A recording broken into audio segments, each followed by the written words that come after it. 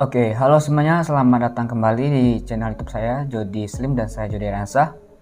Ya, sekarang kita masuk ke skor TBK Universitas Sumatera Utara. Di sini aku mau memenuhi request dari beberapa subscriber, beberapa teman yang aku dapat di Facebook. Mereka minta data-data skor TBK dari USU ya.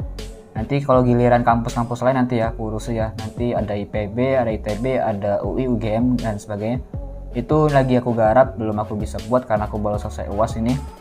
Nah, dan ini data-datanya sumbernya dari SBNPTN Fest di Twitter. Jadi di sini bisa dibilang valid ya teman-teman ya. Kayaknya aku salah typo ini. Fest-nya itu seharusnya FES ya. Bisa-bisanya. Nah, jadi kalau kalian mau cari data-data skor TBK-nya, kalian bisa datang aja tuh di Twitter SBNPTN Fest. Tapi karena udah banyak yang tenggelam ya tweet-tweetnya, jadi kalian bakal kesusah nyarinya. Jadi kalau kalian mau minta request dari PTN tertentu, kalian bisa langsung komen aja di kolom komentar. Nanti aku bakal buatin videonya dan aku bakal garap data-datanya ya teman-teman ya. Dan data-data ini masih bisa digunakan untuk SNBT tahun 2023 meskipun ada perubahan di sana. Tapi kan perubahannya itu hanyalah di subtes-subtes yang diujikan ya. Seperti TKA tidak ada lagi di situ dan hanya 7 subtes yang diujikan. Tapi penilaiannya kemungkinan besar masih menggunakan sistematik di SBMPTN sebelumnya. Seperti pembuatan nilai-nilai TPS dan penilaian itu masih digunakan ya untuk penilaian SNBT tahun 2023 nanti. Jadi di sini masih bisa dijadikan patokan teman-teman. Dan poin tambah lagi di sini kalian harus catat kalian tidak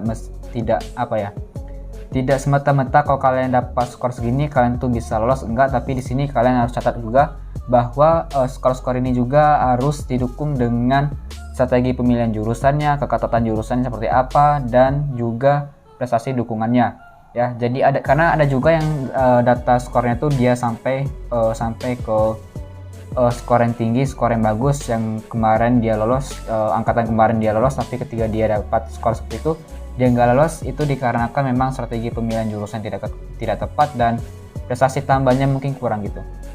Oke, kita nggak usah banyak bacot lagi ya, kita langsung aja masuk ke data-datanya di Universitas Sumatera Utara. Tapi aku mau minum dulu. A few moments later. Di sini datanya itu cukup lengkap teman-teman, cukup lengkap meskipun cuma satu lembar di sini. Dan di USU juga nggak terlalu banyak juga ya nama jurusannya. Kalau misalnya ada jurusan kalian di sini, kalian bisa catat dan kalian bisa simpan ya. Di sini aku susun nih jurusannya dari A sampai T, jurusan terakhir teknologi informasi. Lalu di sini jurusan PTN, skor dan keterangan ya. Keterangan di sini lolos semua.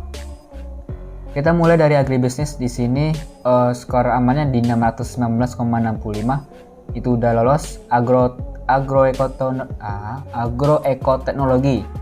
Ini aku baru dengar juga, biasanya kan agronomi, agroteknologi ya. Ini di sini agroekoteknologi gitu.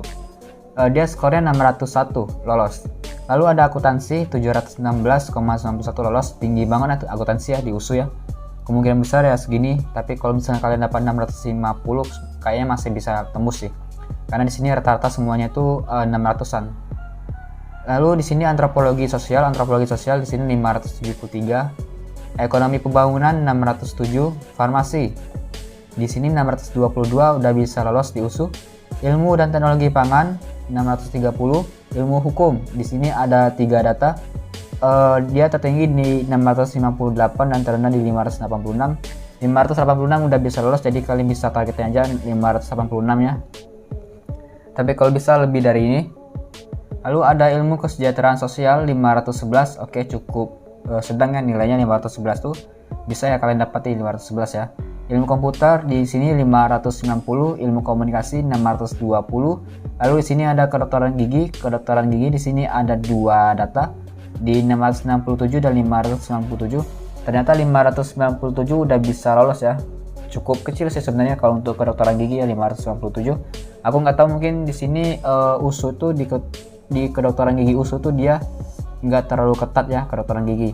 Di sini berikutnya ada kesehatan masyarakat, ada 2 data juga di sini 583 dan 578. Nilai amannya berarti kalian bisa targetkan di 578. Lalu ada kewirausahaan 607 udah bisa lolos.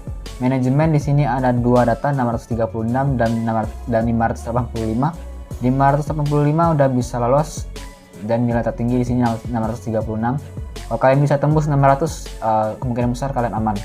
Lalu di sini ada berikutnya ada matematika di sini 588 udah bisa lolos. Pendidikan dokter di sini 686. Oke, sama seperti biasanya ya. Kalau pendidikan dokter atau kedokteran itu pasti tinggi-tinggi datanya, 686 nih contohnya. Lalu ada psikologi di sini 650 udah bisa lolos. Oke, cukup tinggi ya, 650 untuk psikologi. Sastra Cina 500 pas. Oke, sastra Cina di sini ringan ya, nggak terlalu tinggi-tinggi amat, dan mungkin juga hanya beberapa kampus yang punya sastra Cina di sini. Berikutnya ada sastra Inggris, di sini nilainya tinggi ya, 602, teknik industri 607, teknik kimia di sini 608, teknik lingkungan 570, teknik sipil 590 dan teknologi informasi 645. Itu lolos.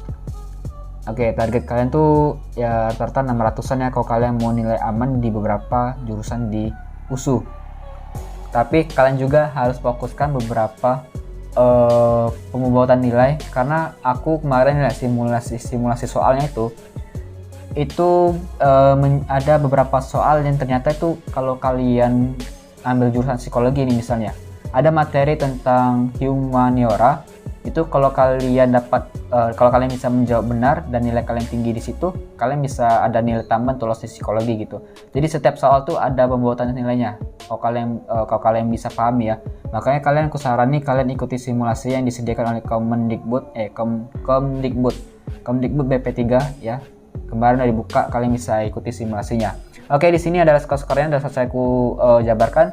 Nanti kalau kalian mau request, kalian bisa komen aja di kolom komentar. Saya Jody Ransa, pamit undur diri dan sampai jumpa. Bye bye.